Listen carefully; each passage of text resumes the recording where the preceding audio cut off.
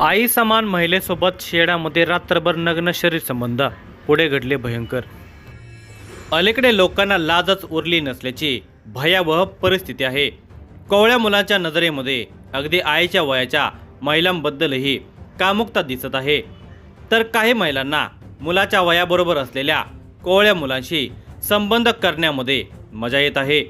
वासनेची ही फैलावलेली विकृती समाजाच्या विनाशाला कारणीभूत ठरत आहे। सांगली जिल्ह्यामध्ये तर एका 23 वर्षाच्या मुलाने आईच्या वयाच्या महिलेसोबत संबंध प्रस्थापित केले। त्या दोघांना शरीर सुखाची इतकी चटक लागली की ती रात्री त्याच्या शेडमध्ये येऊन झोपू लागली।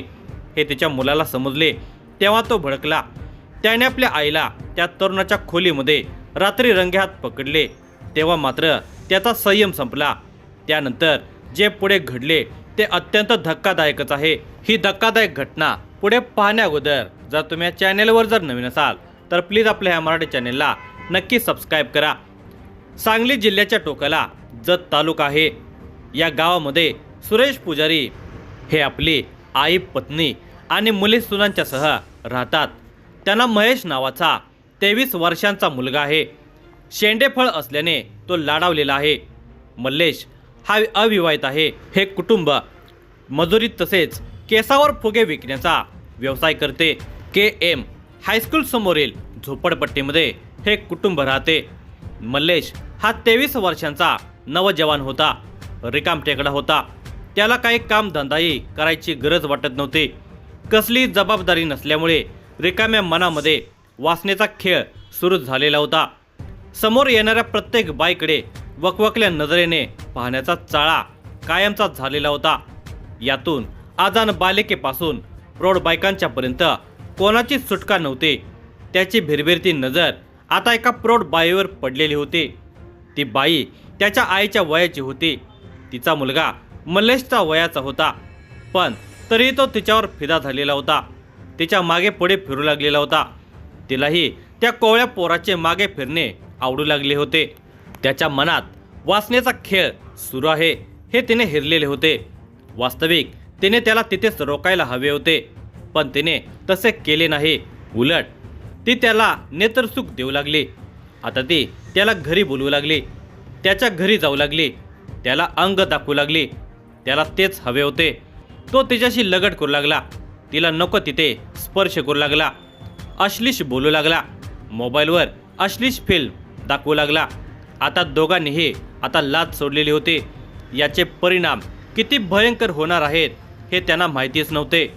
परिणामाची जाणीव नसल्याने त्या दोघांचे प्रेम संबंध निर्माण झाले। तो म्हणायचा, ती माझी प्रेमिका आहे, इतका तो तिच्यासाठी वेडा झालेला होता। आता दोघे इतके कामांध झाले होते की ते कधी भेटत होते। कधी तो तिच्या घरी जाऊन संबंध ठेवत असे, तर कधी ती रात्री त्याच्या शेडमध्ये यायची आणि रात्रभर त्यांचा खेळ चालायचा। हळूहळू हे प्रकरण अनेकांना माहिती झाले होते।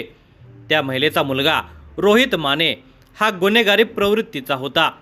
तो घरफोडी, अत्याचार तसेच पोक्सो सारख्या गुन्ह्यामध्ये पोलीस रेकॉर्डवर होता। त्याला त्याच्या आईच्या वागण्यामध्ये झालेला बदल लक्षात आलेला होता। रोहित गुन्हेगार असल्याने तो फारसा घरी नसायचा, पण त्याने त्याच्या आईबाबतची सारी माहिती गोळा केली। एक दिवस बंद खोलीमध्ये मल्लेश आणि तिचे प्रणय संबंध चालू होते। ही बाब तिचा मुलगा रोहित माने याला समजली होती। त्या रात्री रोहितने त्या पत्र्याच्या शेडवर दगड टाकले। त्याने आईला हाकही मारली। आपल्या मुलाचा आवाज ऐकून ती घाबरली होती। इकडे बाहेर रोहित शिवीगाळ करत होता। ती शिवीगाळ ऐकून मल्लेशचा भाऊ बाहेर आला आणि त्याने शिवीगाळीचे कारण विचारले। तेव्हा रोहित माने त्याला म्हणाला, हा मल्लेश माझ्या आईच्या मागे लागला आहे, असे म्हणत त्याने शिवी हासडली। आत बसलेल्या मल्लेशने ते ऐकले आणि बाहेर आला। तो बाहेर आल्यावर रोहित माने याने त्याला लाथाबुक्क्याने मारहाण केली। तुला आता जिवंत सोडणार नाही अशी धमकी दिली। त्यानंतर तो आईला सोबत घेऊन निघून गेला। परंतु आपली आई थेट जाऊन मल्लेशच्या घरामध्ये झोपते हे आपल्या डोळ्याने पाहिलेल्या रोहितच्या मनामध्ये मल्लेशविषयी सूड भावना निर्माण झाली होती। त्याने आईला आणि मल्लेशला रंग्यात पकडलेले होते। आजूबाजूच्या लोकांनीही ते पाहिलेले होते। आता त्याच्या मनामध्ये मल्लेशचा काटा काढण्याचे विचार येऊ लागले।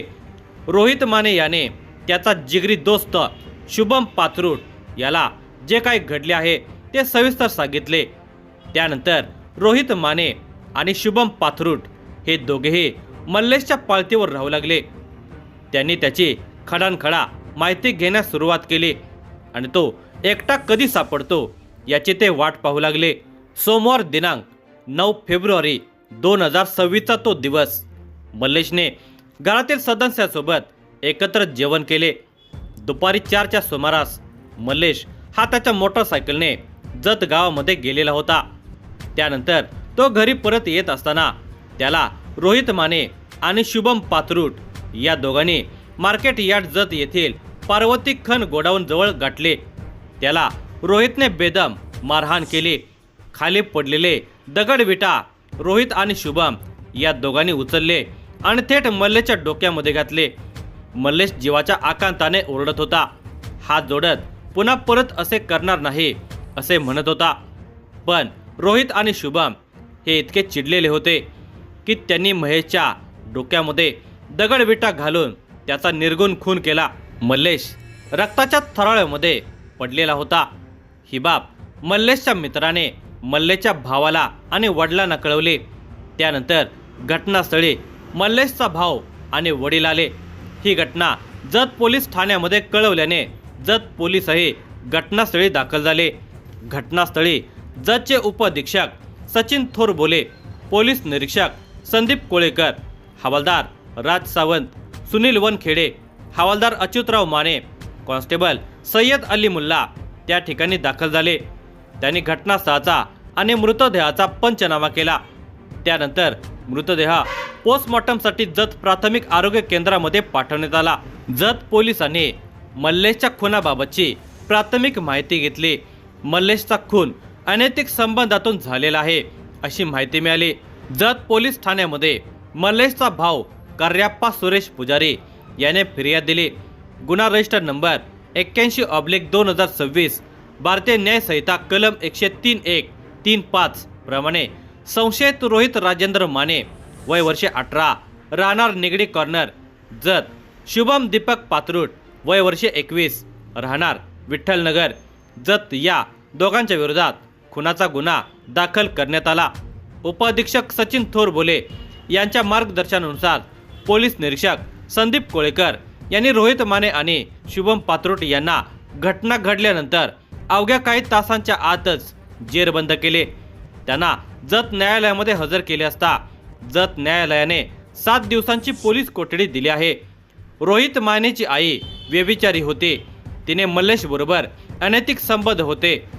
ती महिला राजरोसपणे वासनापूर्तीसाठी मल्लेशच्या खोलीवर यायची। ही बाब मल्लेशच्या घरच्यांना माहिती होते। तेव्हा त्यांनी मल्लेशला काही विरोध केलेला नव्हता। पण ही बाब तिच्या मुलाला समजली। त्याने मल्लेशला ठार मारण्याची धमकी दिली। तरी सुद्धा हा प्रकार थांबलेला नव्हता। अखेर जे व्हायचे तेच झाले। मल्लेशचा खून झाला। या प्रकरणाचा तपास पोलीस अधीक्षक संदीप घोगे, अप्पर पोलीस अधीक्षक कल्पना बारवकर, उपअधीक्षक सचिन थोरबोले यांच्या मार्गदर्शनाखाली पोलीस निरीक्षक संदीप कोळेकर, हवालदार राज सावंत, सुनील वनखडे, अच्युतराव माने आणि कॉन्स्टेबल सय्यद अली मुल्ला व सहकारी पुढील तपास करत आहेत।